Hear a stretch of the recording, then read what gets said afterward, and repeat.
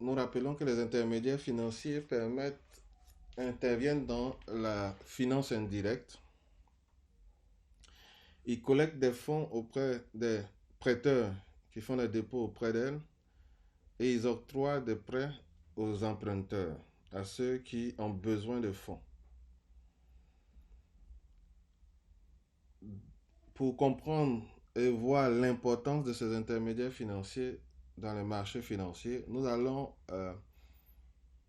essayer de comprendre trois concepts principaux: les coûts de transaction, le partage du risque, l'information asymétrique ou anti-sélection et risque moral.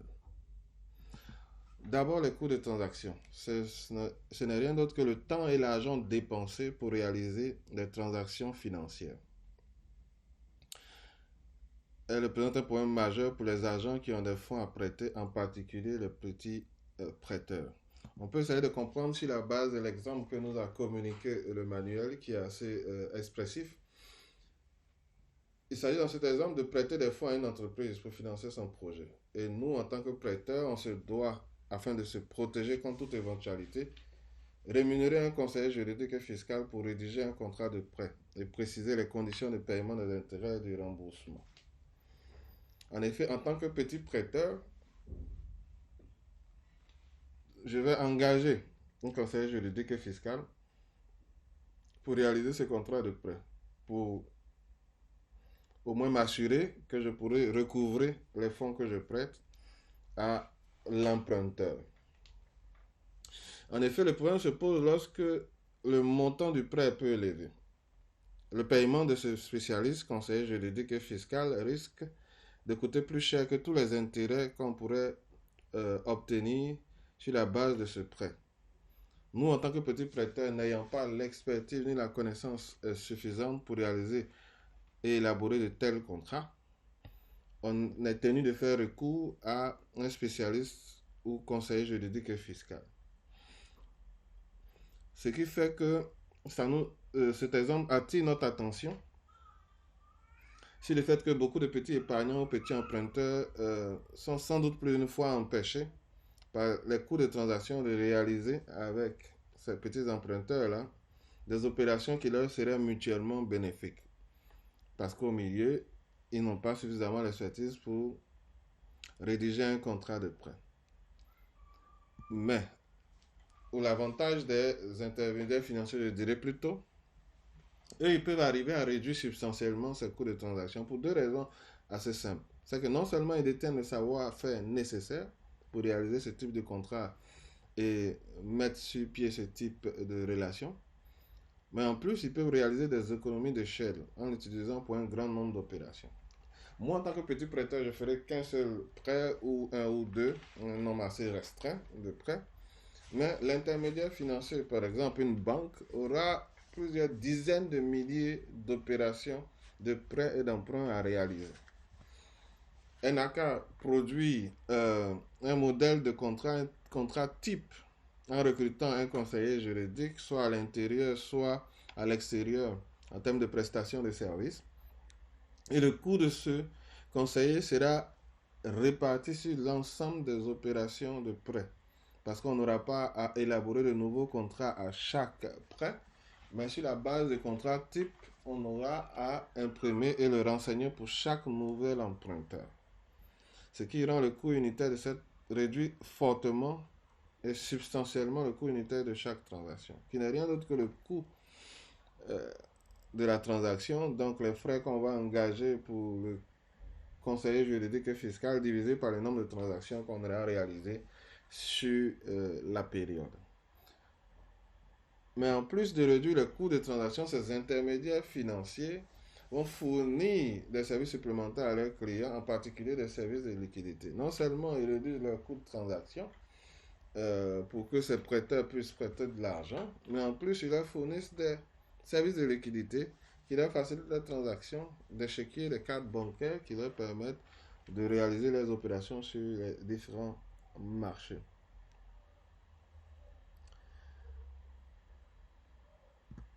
On parlera du partage de risque.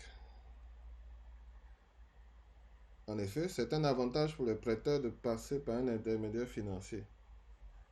parce que cela permet de réduire leur exposition au risque, c'est-à-dire envers l'incertitude sur le rendement qu'ils peuvent attendre de leurs investissements.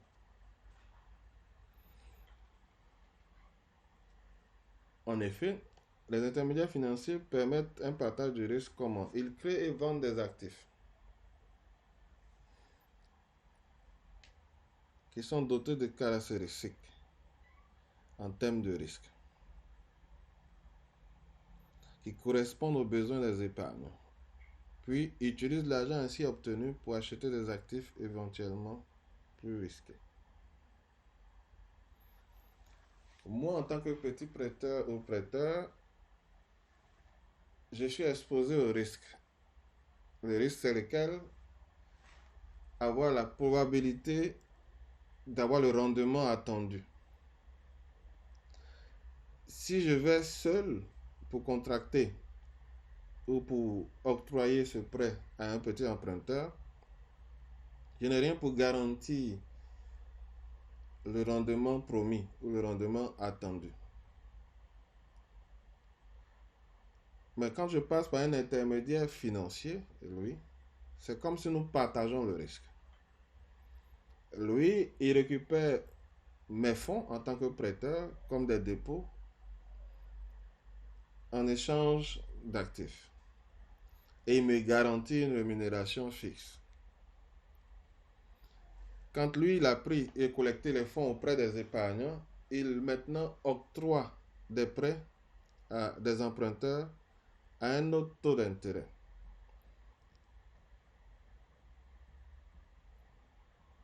C'est bien sûr pour lui des actifs plus risqués, donc qui vont lui rapporter beaucoup plus que le coût qu'il a à payer auprès des déposants ou des épargnants.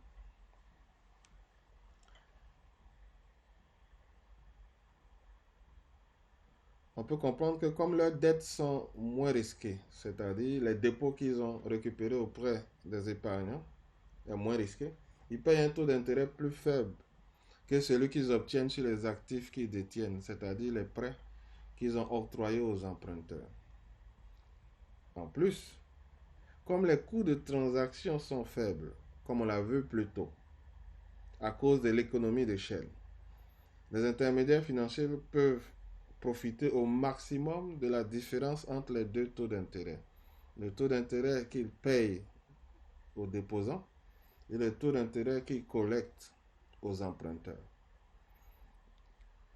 Parce que pour estimer le profit de cette banque, on fera le taux d'intérêt qu'ils collectent auprès des emprunteurs moins celui qu'ils payent auprès des épargnants, moins le coût de transaction pour réaliser ces opérations-là. Mais comme le coût de transaction est faible, évidemment, il profite au maximum de la différence entre ces deux taux d'intérêt. Et cette opération est appelée transformation. On parle de transformation pour désigner le fait que le risque des actifs détenus par les intermédiaires financiers n'est pas le même que celui de leur dette envers leurs déposants.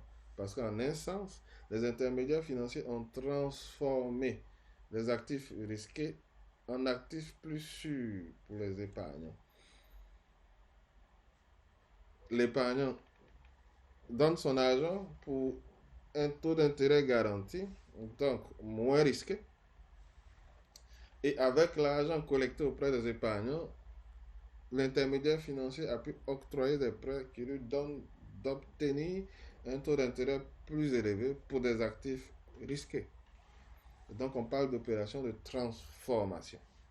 Donc le partage de risque va s'opérer d'abord par cette opération de transformation des actifs risqués en actifs plus sûrs pour les épargnants. Mais elle utilise aussi une deuxième approche qui est l'approche de la diversification. En effet, les intermédiaires financiers permettent aussi le partage de risques en permettant aux épargnants de diversifier leur portefeuille et ainsi de diminuer le risque auquel ils sont exposés. En effet, la diversification consiste à investir dans un portefeuille d'actifs qui n'est pas un portefeuille d'actifs qui ne sont pas exposés au même risque, de manière à ce que le risque du portefeuille soit moindre que le risque des actifs particuliers. En effet, si j'ai un ensemble d'actifs, des obligations qui ont un rendement fixe, un taux d'intérêt fixe auquel ils me seront rémunérés. Et si dans mon même portefeuille d'actions, j'ai un portefeuille d'actifs, j'ai des actions qui, eux, ont un coût qui varie dans le temps. Donc, en fonction des proportions de l'obligation et des actions dans mon portefeuille, c'est comme si je dilue le risque parce que mon rendement serait un rendement moyen de tous les rendements de mes actifs. Mes obligations qui sont fixes et ceux des actions qui vont varier. Donc, la variation du rendement des actions sera amortie ou amoindrie par ceux des obligations. Donc, en faisant de la diversification, comme l'adage le dit, on ne met pas tous nos œufs dans le même panier. Au risque que si le panier est renversé, tous nos œufs sont cassés. Mais si j'ai mis tout mon investissement dans des actifs risqués et essentiellement dans des actions, si les coûts chutent drastiquement, je perds l'ensemble de mon portefeuille.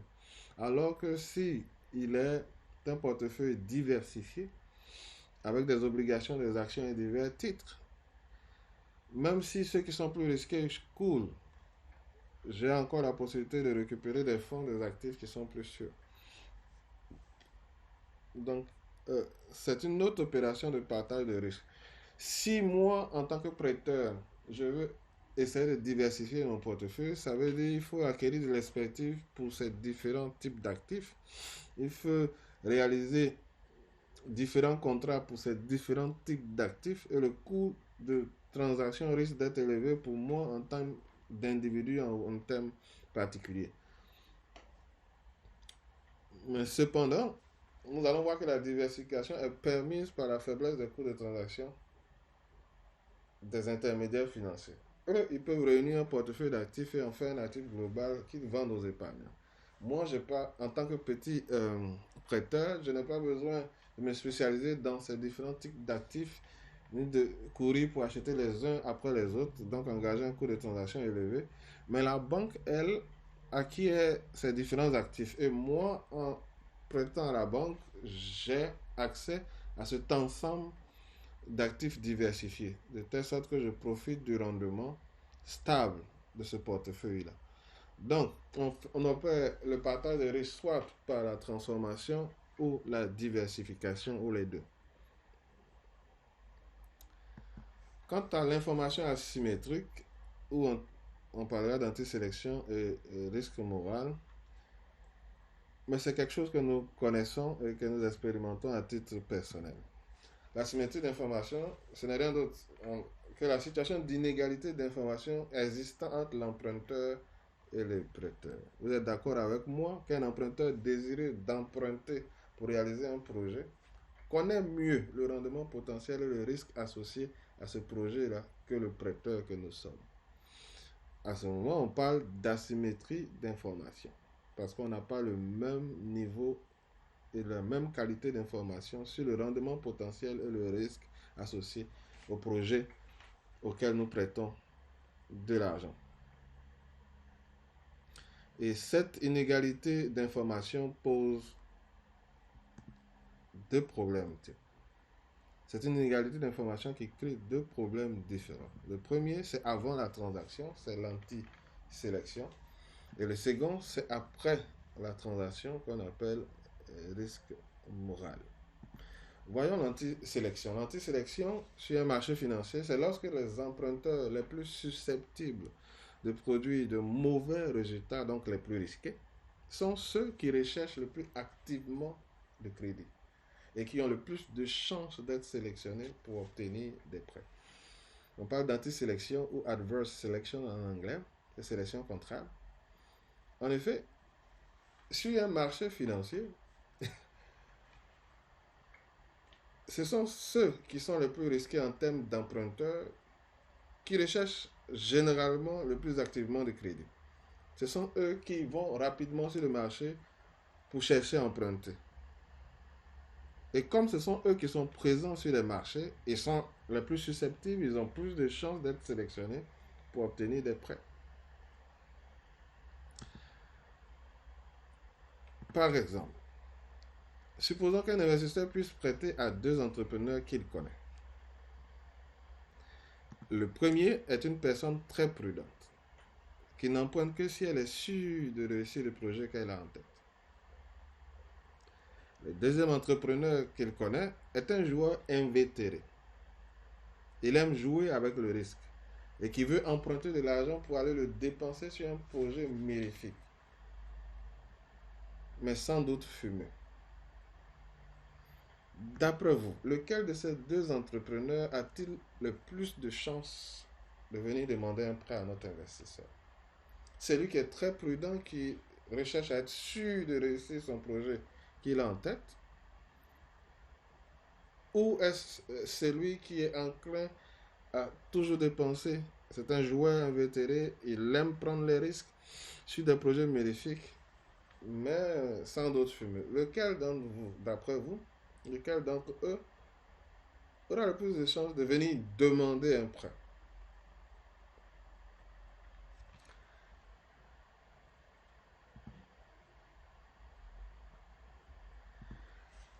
En effet, sans aucun doute, le second. Simplement, d'abord parce que les investissements sûrs sont plus rares que les idées fumeuses.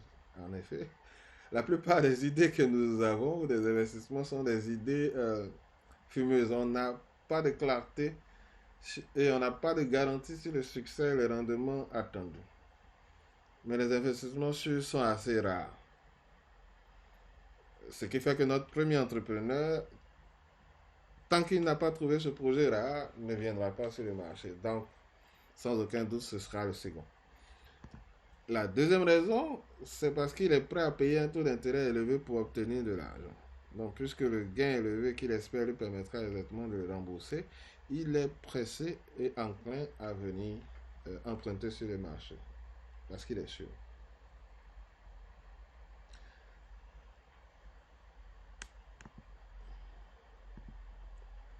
Mais d'après vous, quelle pourrait être la décision de l'investisseur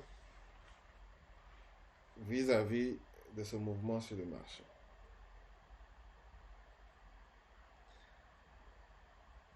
Tant qu'il connaît, en effet, l'investisseur n'a pas intérêt à lui prêter au second. Et il y renonce s'il sait que le risque est élevé et qu'il n'obtiendra probablement aucun remboursement. S'il les connaît, il n'a aucun intérêt à prêter au second. Et il est préférable pour lui de renoncer. Parce que le risque est élevé. Donc, tant que l'investisseur connaît les deux emprunteurs, il n'a pas de difficulté et attend seulement que le plus sérieux des deux le sollicite. Ça, c'est le cas et la solution la plus simple. Cependant, s'il ne les connaît pas bien, ce qui va se passer, c'est qu'il risque de prêter au second. Lui qui est toujours à l'affût est prêt à payer un taux d'intérêt élevé. Donc, il lui fera miroiter un rendement élevé pour le prêt qu'il va octroyer. Mais cependant, si l'investisseur bénéficie d'une expérience et se montre un peu méfiant, il peut décider de renoncer à prêter. Mais dans le même cas, dans le même temps, il risque alors de laisser passer l'occasion de prêter au premier emprunteur, bien qu'il soit particulièrement sûr de représenter un excellent débiteur. Parce qu'il a une certaine expérience, mais qu'il ne les connaît pas, il se montre un peu méfiant. Alors il préfère renoncer au prêt. Mais dans le même temps, en prenant cette décision, il laisse passer également l'occasion de prêter au premier emprunteur, bien qu'il soit particulièrement sûr de représenter un excellent débiteur.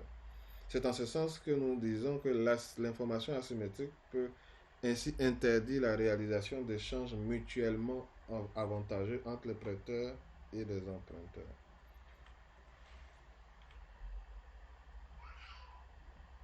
Et ça, c'est au sujet de l'antisélection. Quand on parle de risque moral, qui est après la transaction, moral hazard, sur un marché financier, est le risque que l'emprunteur s'engage sans prévenir et donc immoralement dans des activités considérées comme indésirables par le prêteur parce qu'elles augmentent le risque du projet auquel est consacré le prêt et diminuent donc la probabilité de remboursement. Du fait que le risque moral augmente le risque de perte, les prêteurs peuvent décider de ne pas prêter, alors même que le projet initial est sérieux et même si en réalité les emprunteurs ne souhaitent pas augmenter son risque. Oui, dans le cadre du risque moral, c'est une situation que nous connaissons euh, régulièrement, même ici en Afrique, en particulier en Côte d'Ivoire. On a, on a observé de manière récurrente que lorsqu'on fait des prêts pour financer des projets ou des activités d'entrepreneurs ivoiriens ou de petits entrepreneurs ivoiriens, ils ont cette tendance déjà à utiliser une bonne partie de l'investissement pour s'acquérir des biens personnels et mener une vie joyeuse. C'est s'acheter des voitures, des maisons, faire la fête, alors qu'ils n'ont même pas encore réalisé le projet pour lequel ils ont emprunté de l'argent. Ce risque est très élevé et c'est un risque moral très élevé de ce que l'argent ne sera pas utilisé pour le projet indiqué et cette utilisation sera réalisée sans informer, sans avertir le prêteur et augmente ainsi le risque de ne pas pouvoir recouvrir non seulement le prêt, mais les intérêts attendus. Alors, quand ce risque de perte augmente, les prêteurs peuvent décider de ne pas prêter. Ce qui fait qu'on observe régulièrement sur le marché que ces petits entrepreneurs ivoiriens et africains n'obtiennent pas de fonds pour financer leurs projets, même si ils ont les bonnes intentions, même si en réalité ils ne souhaitent pas augmenter le risque en posant certaines actions. Mais l'expérience de ce risque-là fait que très peu reçoivent des prêts sur le marché.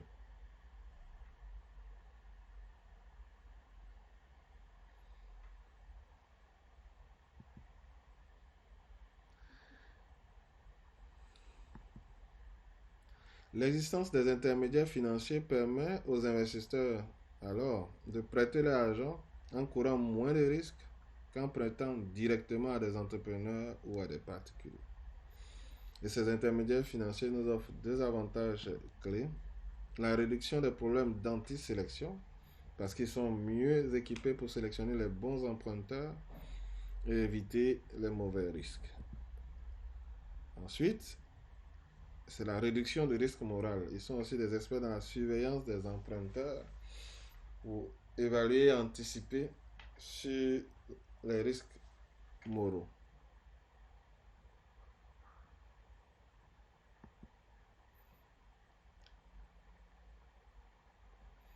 Donc, en résumé, nous avons vu les coûts de transaction, le savoir-faire, l'économie d'échelle, les services de liquidité. Nous avons vu le partage du risque, où on parle de transformation et de diversification. Nous avons vu également l'information asymétrique avec l'anti-sélection et le risque moral.